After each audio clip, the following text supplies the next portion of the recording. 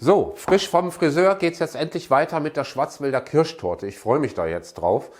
Ich hatte ja abbrechen müssen, da kam mir was dazwischen. Und ursprünglich wollte ich ja eine kleine Schwarzwälder Kirschtorte machen, eine 20er oder 22er. Aber, und da hatten ja viele recht, ich kann ja was wegfrieren. Ich esse ja nicht alles und die Kids sind nicht immer da. Ich mache jetzt zuallererst einen Mürbeteigboden. Das macht nicht jeder unten drunter, aber ich mag das, so ein bisschen was Knuspriges. Wer keinen Mürbeteigboden machen möchte, der lässt das einfach weg und macht weiter mit dem Biskuit. Ich mache jetzt also erst einen Mürbeteigboden, dann den Biskuit. Den Biskuit lasse ich einen Tag stehen und schneide ihn am nächsten Tag auf. Für den Mürbeteigboden kommen jetzt 130 Gramm Mehl, 1 Teelöffel Backpulver, 50 Gramm Zucker, ein Päckchen Vanillezucker oder halt eben Vanillezucker selbst gemacht und 75 Gramm Butter in die Rührschüssel und werden zu einem Teig geknetet. Mit dem Flachrührer natürlich. Jetzt brauche ich eine Springform, eine 26er. Da kommt ein Backpapier rein. Der Backofen ist schon vorgeheizt auf 200 Grad Ober-Unterhitze. Das ist fertig gerührt, sieht aus wie Streusel.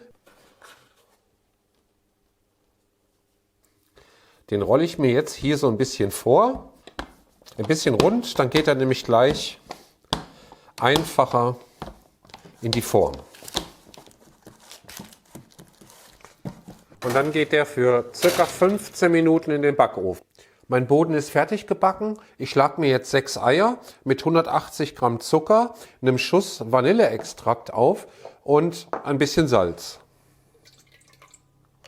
Das sind M-Eier, aber das steht hier auch unter dem Video in der Infobox. Das lasse ich jetzt mal schön schaumig rühren. Ich habe jetzt hier wieder eine Backform ausgelegt mit Backpapier und am Rand mit Butter festgelegt. Da kann das schön hochkrabbeln, wobei so eine Höhe Wunschdenken ist. Jetzt siebe ich mir 140 Gramm Mehl mit 40 Gramm Kakao, also Backkakao, 40 Gramm Speisestärke und einem Teelöffel Backpulver. Das siebe ich mir jetzt hier. Das hebe ich gleich da hinten unter.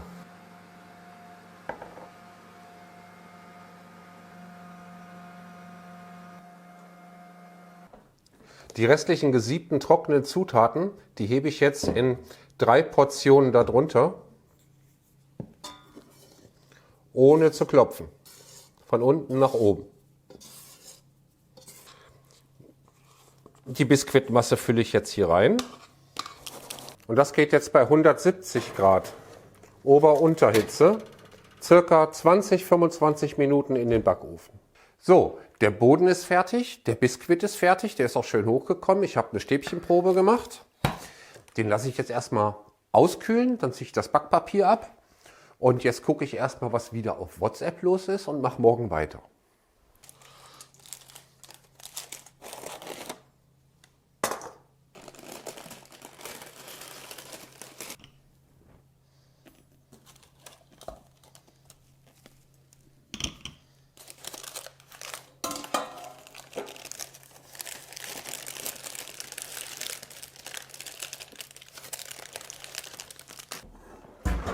So, neuer Tag, neues Glück. Und Glück brauche ich, denn mir ist gestern noch der Tortenboden gebrochen, so dass ich einen neuen machen musste. Ärgerlich, aber ist ja auch nicht schlimm.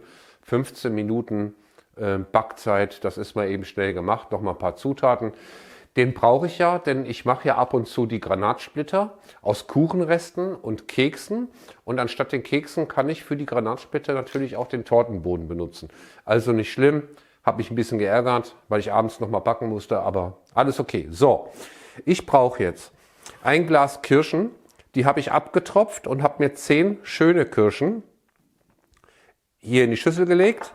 Dann habe ich hier 50 Gramm Zucker und 30 Gramm Speisestärke. Die Flüssigkeit von den Kirschen, die koche ich mir jetzt schon mal auf. Von der Flüssigkeit hebe ich mir auch ein bisschen was auf in der Schüssel. So. Und gebe die Speisestärke hier rein und rühre das rum.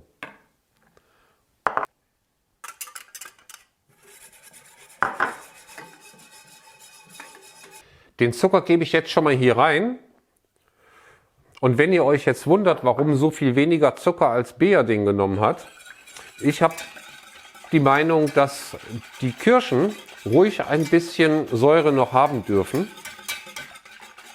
Deswegen habe ich nur 50 Gramm Zucker. So, ich habe jetzt die Speisestärke hier drin. Lasst das einmal aufkochen. Wenn ihr es süßer haben wollt, müsst ihr das mit Zucker noch ein bisschen abschmecken. Und wenn das jetzt hier einmal aufgekocht ist, gebe ich die Kirschen dazu und stelle es vom Herd. Ich kümmere mich jetzt erstmal um die Biskuitböden und da brauche ich meinen Tortenschneider und ein Sägemesser. Ich brauche 2 Böden, also markiere ich mir das hier mal, wo ich schneiden will. Lasst euch Zeit am Ende, nicht dass was rausbricht. Schön sieht er aus.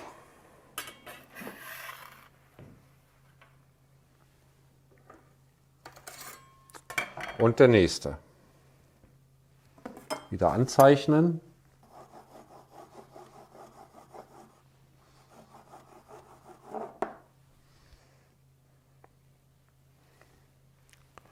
Schön, gell? Wenn die Kirschen abgekühlt sind, dann brauche ich einen Tortenring. Wobei, ich habe ja noch gesehen, damit die Tortenplatte nicht versaut, kommt das noch darunter.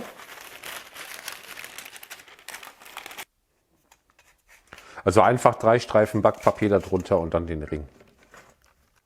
Unter meine lauwarmen Kirschen kommt jetzt aus der typisch angestaubten Kirschwasserflasche ein Schuss da rein, denn die Gäste dürfen ja fröhlich nach Hause gehen. Wer die Kindervariante macht, lässt das weg. Die abgekühlte, lecker fröhliche Masse kommt jetzt hier auf meinen Knusper-Tortenboden. Wenn ihr den nicht gebacken habt, sondern den dritten Biskuitboden nehmt, dann macht ihr dort die Kirschen drauf. Das stelle ich jetzt in den Kühlschrank, damit die Masse ein bisschen anzieht. Nach einer halben Stunde Abkühlzeit im Kühlschrank schiebe ich mir jetzt, weil es jetzt geht, so circa einen halben bis einen Zentimeter vom Rand die Kirschen in die Mitte, damit da gleich Sahne hinpasst. Das mit der Sahne mache ich in 2 Portionen. Ich mache jetzt erstmal 2 Becher Sahne, die schlage ich auf mit einem Löffel Vanillezucker und 2-mal Sahne fest. Das brauche ich euch ja nicht zeigen. Meine Sahne ist schön steif geschlagen und jetzt mache ich mir eine kleine dünne Schicht schon mal hier auf die Kirschen. Dünn ist nicht so ganz richtig, das soll schon gerade sein. Und dafür sind schon fast die ganzen 400 Gramm draufgegangen. Also muss ich mehr Sahne schlagen. Im Hintergrund schlage ich gerade schon wieder Sahne auf. Diesmal 4 Becher. Und ich mache hier schon mal den ersten Boden drauf. Und ihr wisst noch, wegen der Fröhlichkeit kommt jetzt hier auch wieder Kirschwasser oben drauf. Eine Viertelflasche nehmen die Bäcker. Konditoren. Hier kommt jetzt auch wieder Sahne drauf. Und das soll jetzt auch wieder schön gerade werden, damit der Biskuit da nicht so eine Beule hat. So, das ist gleichmäßig. Dann kommt wieder ein Tortenboden drauf.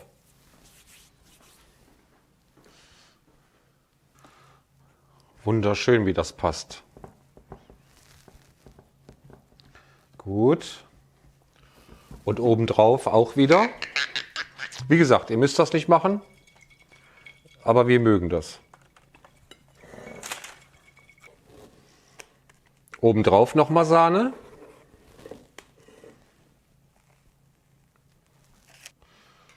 Ich bin da ja nicht ganz so geübt drin, aber ich glaube, das ist gut so. Muss ja noch die Ränder einstreichen. Jetzt geht das erstmal in den Kühlschrank. So, dann werde ich das fröhliche Törtchen mal einstreichen. Sieht gut aus, ist aber erst die vierte Torte, die ich bisher eingestrichen habe. Nur zugeguckt. Ein bisschen was muss da schon drauf, damit man das gleich schön abziehen kann. Wie heißt das? Weiß ich nicht. Teigkarte. Ich drehe mir die jetzt hier und ziehe das ab.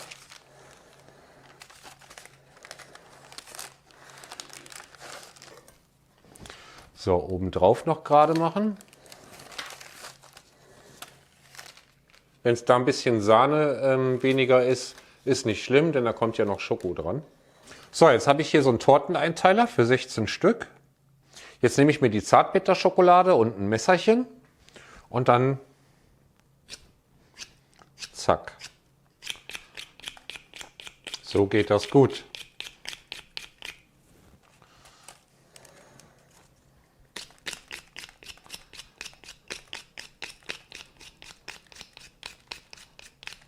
Jetzt habe ich hier Sahne in einem Spritzbeutel. Mal gucken, ob ich schöne Dinger hinbekomme.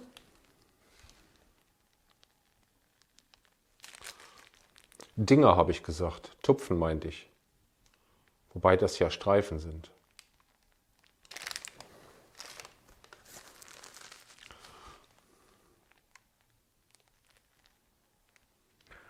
Ich halbiere mir jetzt noch die schönen Kirschen, die ich aufgehoben habe. Vorsichtig. Und legt mir die jetzt hier vorsichtig an die Sahne. Gefällt mir gut.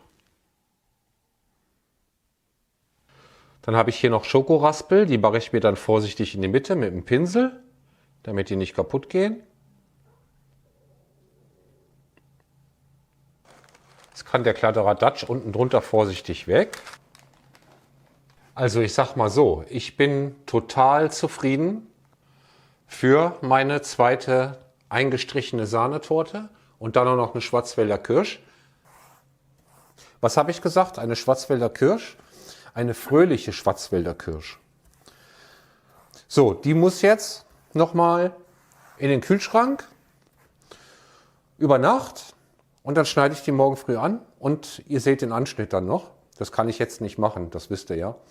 Ich würde sagen, lasst es euch schmecken. Bis dahin, Thomas.